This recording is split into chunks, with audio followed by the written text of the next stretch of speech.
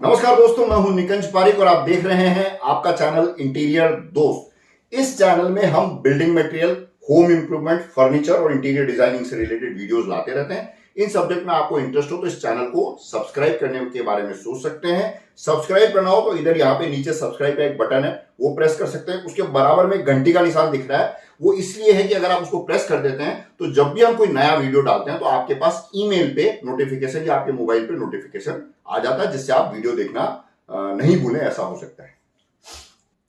इस वीडियो में हम बात कर रहे हैं, एक बहुत ही कॉमन सा टॉपिक है। कहीं पे भी किसी भी साइट में हम जाते हैं या कोई भी कंसल्टेंसी के लिए कोई बात करता है तो वो पूछता है कि सर हमको ब्रांडेड टाइल्स यूज करनी चाहिए या नॉन ब्रांडेड टाइल्स यूज करनी चाहिए। आपके कमेंट्स में भी काफी बार आप ऐसे ब्रांड्स का नाम लिखते हैं कि सर ये वाला ब्रांड कैसा है, ये ब्रांड कैसा है, ये ब्रांड कैसा है। उसमें से कुछ जो ब्रांड होते हैं वो जाने पहचाने होते हैं और कुछ ब्रांड ऐसे होते हैं जो मैंने भी कभी नहीं सुने हो। तो इसी टॉपिक पे बात करते हैं।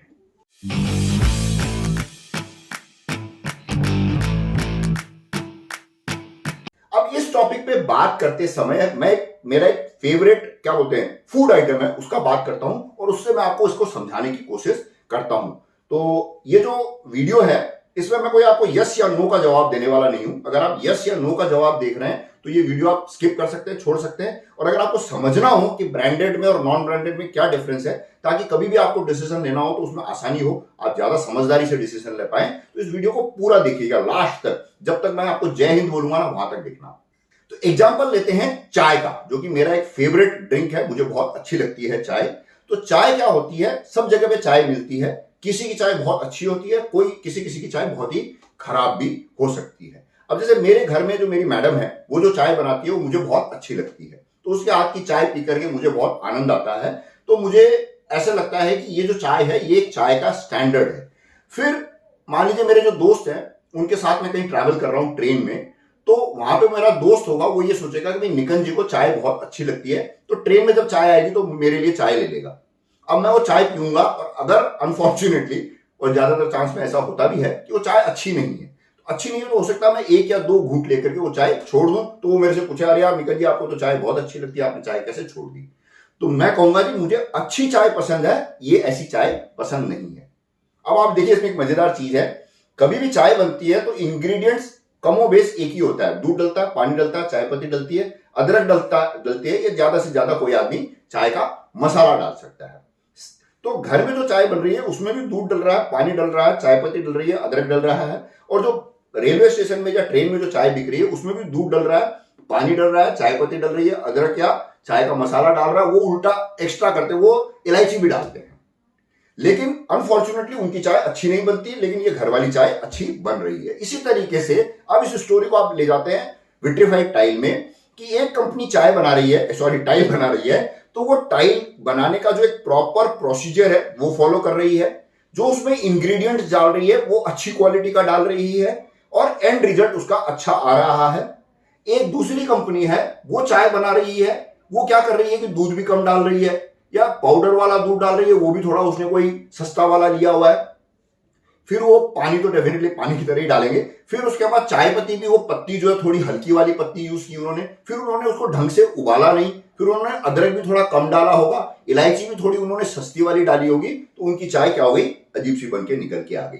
इसका मतलब ये नहीं है कि ट्रेन में हमेशा चाय खराब मिलती है। कभी कभी आपको ट्रेन में भी बहुत बढ़िया चाय मिलती है। जैसे हमारे जयपुर के पास में एक सवाई माधोपुर स्टेशन है, वहां पे कोई जमाने में बहुत बढ़िया चाय मिलती थी, शानदार। अब नहीं मिलती है। कहने का मतलब ये है कि आईएस इंटरनेट जो आईएस स्टैंडर्ड्स है विट्रीफाइड टाइल का, सिरेमिक टाइल्स का, उसको फॉलो करके कुछ ब्रांड्स उसको फॉलो करके टाइल बनाते हैं तो टाइल उनकी अच्छी बन जाती है। कुछ छोटे और रीजनल ब्रांड्स हैं, वो पूरे स्टैंडर्ड्स को फॉलो करके टाइल्स बनाते हैं तो उनकी भी टाइलें बहुत अच्छी बन के निकल के आ जाती है। और कुछ लोग जो होते हैं वो जो स्टैंडर्ड्स के साथ थोड़ा घालमेल करते हैं तो उनकी टाइल उतनी अच्छी नहीं बन पाती है। फिर क्या होता है कि जब टाइल बनती है, बनने के बाद उसमें कुछ डिफेक्ट आना लाजमी है। जैसे टाइल की फ्लैटनेस जो है उसमें कुछ एरर्स आते ही आते हैं, तो वो ब्रांड वालों में भी आते हैं और नॉन ब्रांड में भी आते हैं। लेकिन ब्रांड क्या करती है कि एक परमिसेबल लिमिट तक का जो डिफेक्ट है वो भेजती है फर्स्ट ग्रेड में। उससे ज्यादा अगर डिफेक्ट आया तो वो उसको फिर क्या करेगी, सेकंड ग्रेड में भेजेगी। और उससे भी अगर ज्यादा आया है तो वो हो सकता है थर्ड ग्रेड में या किसी और कोई डिस्काउंट में उन प्रोडक्ट्स को डिस्पोज ऑफ करती होगी। सेम कहानी नॉन ब्रांड के साथ या छोटे ब्रांड्स के साथ भी है, अगर वो ये सारा प्रोसेस फॉलो करती है तो उनके प्रोडक्ट भी अच्छे होने की संभावना है। लेकिन अगर इसमें ये जो नॉन ब्रांड है इसमें कुछ गड़बड़ सड़बड़ करते हैं, थोड़ा जो उनका जो परमिसेबल लिमिट थोड़ा ज्यादा है, अगर कि भाई इससे ज्यादा यहां तक का डिफेक्ट भी हमारे तो चल जाएगा, तो आपके घर में जो टाइल पहुंचेगी वो थोड़ी ब्रांड वाली जो टाइल है उससे थोड़ी हो सकता है कमजोर टाइल आपके घर तक पहुंचे। लेकिन अगर वो अच्छा स्टैंडर्ड फॉलो कर रहे हैं तो वो उनकी टाइल भी ब्रांड वाली टाइल के टक्कर में बराबर हो सकती है। दूसरी एक बहुत इंपॉर्टेंट चीज जो है, वो ब्रांडेड जो टाइल्स होती है उनकी नॉर्मली जो डेंसिटी और वजन जो होता है वो थोड़ा सा नॉन ब्रांड जो ढंग से जो लोग टाइल नहीं बना रहे हैं उनसे थोड़ा ज्यादा होने की संभावना होती है, ताकि वो मजबूत होती है टाइल थोड़ी। ये मान लीजिए थोड़ी पोली बनी, थोड़ी कमजोर बनी, इस तरीके का प्रॉब्लम ब्रांड में और नॉन ब्रांड में आ सकता है। लेकिन अगर नॉन ब्रांड वाले भी अच्छी टाइल बना रहे हैं तो उनकी भी अच्छी हो सकती है। मैं बार बार इसलिए बोल रहा हूं कि कोई नई कंपनी या कोई उभरती हुई कंपनी जो बहुत अच्छा काम करना चाह रही है उनको कोई नुकसान नहीं हो जाए मेरे बोलने से। इसमें टाइल का स्क्वायरनेस का भी इशू होता है, बिल्कुल जो चकोरपन होता है जो टाइल का, वो भी होता है कि उसमें कितना वेरिएशन है, क्योंकि जब चार टाइल एक जगह पे मिलती है तो वो जो परमिसेबल जो डिफरेंस अलाउड है ना वो ही होना चाहिए, उससे ज्यादा डिफरेंस नहीं हो जाए लगाते समय भी। तो उसकी वजह से भी जो एंड रिजल्ट होता है वो थोड़ा खराब होने की संभावना होती है अगर ज्यादा डिफरेंस हो। फिर जो कंपनीज होती है उनका सेटअप बड़ा होता है, बड़े सेटअप में वो लोग काम करते हैं, तो वो क्या है आपको बड़े बड़े लॉट में टाइल्स दे सकती है। एक ही कलर की मतलब बड़ी 30,000 40,000 स्क्वायर फुट की टाइल आपको बड़ी कंपनीज दे सकती है। अगर जो छोटे ब्रांड्स है उनके पास भी अगर उतना ही बड़ा इंफ्रास्ट्रक्चर है तो वो डेफिनेटली दे सकते हैं, लेकिन अगर उनका सेटअप छोटा है तो वो उतने बड़े लॉट्स नहीं दे सकती, क्योंकि विट्रीफाइड टाइल की एक बहुत बड़ी समस्या है, लॉट टू लॉट कलर में डिफरेंस आता है। तो आपके लिए बड़े लॉट का कोई लॉजिक लागू नहीं होता। लेकिन अगर आप टाइल खरीद रहे हैं और आपका जो फ्लोर का मेजरमेंट है उससे आप 10% टाइल हमेशा ज्यादा खरीदिएगा, ताकि लास्ट मिनट में आपको 2 टाइल कम पड़ गई और वो टाइल आपको लाए और उसका कलर बिल्कुल अलग से चमक रहा है साइड में, ऐसा नहीं हो जाए। तो जब भी आप टाइल खरीदें अपने प्रोजेक्ट के लिए तो आपका टोटल जो मेजरमेंट है फ्लोर मेजरमेंट उससे 10% टाइल ज्यादा खरीदने के बारे में सोचिएगा। एक और इंपॉर्टेंट चीज ये है कि जो प्रोडक्ट जो किसी ब्रांड ने या किसी नए ब्रांड ने या किसी छोटे ब्रांड ने कोई प्रोडक्ट बनाया है और उसने अच्छे से बनाया है तो उस टाइल का बुढ़ापा अच्छा होगा, मतलब ज्यादा साल तक वो टाइल आपको चमकती हुई और एकदम फ्रेश दिखेगी। लेकिन अगर वो टाइल में बनावट में कोई कमजोरी है तो नए नए में तो आपको कुछ भी पता नहीं चलेगा, लेकिन कुछ साल बाद आपको उसमें कमियां दिखने लग जाएगी और वो आपको पता चल जाएगा कि ये सस्ती टाइल मैंने लगाई है या सस्ती टाइल बिल्डर ने लगा के दी है या सस्ती टाइल लग गई हमारे से। तो ब्रांड जो होता है वो मुझे ऐसा लगता है कि वो अपने नाम के प्रति बड़े सजग रहते हैं, तो वो कभी भी आपको घटिया प्रोडक्ट नहीं देंगे, नहीं तो उनका नाम खराब हो जाएगा।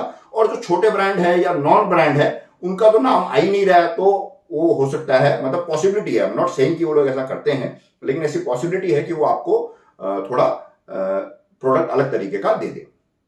अब जो आप लोगों का जो सबसे फेवरेट टॉपिक है रेट, जिसके बारे में नॉर्मली मैं बात नहीं करता हूं, लेकिन यहां पे मैं बात करना चाहता हूं कि एक ब्रांड की टाइल, एक हाइपोथेटिकल एग्जांपल ले लेते हैं कि एक ब्रांड की टाइल अगर विट्रीफाइड टाइल ले रहे हैं और वो आपको 60 रुपए स्क्वायर फुट मिलती है, तो नॉन ब्रांड जो होता है या छोटे ब्रांड होते हैं उनकी जो टाइल है वो आपको 40-45 रुपए स्क्वायर फुट में मिल जाती है। तो ये कैसे मिल जाती है ये मैं समझाने की कोशिश करता हूं। एक तो क्या होता है, जो छोटे ब्रांड होते हैं ना उनको कहते हैं रीजनल ब्रांड्स, तो वो उनकी जो मैन्युफैक्चरिंग सेटअप होता है उसके आसपास के कोई पर्टिकुलर एरिया में ही वो बहुत ज्यादा स्ट्रांग होते हैं। तो उनका क्या होता है, ट्रांसपोर्टेशन का जो कॉस्ट होता है वो कम होता है, क्योंकि वो अपने जो मैन्युफैक्चरिंग सेटअप है उसके आसपास के एरिया में या किसी एक पर्टिकुलर रीजन में ही वो फोकस करके काम करते हैं।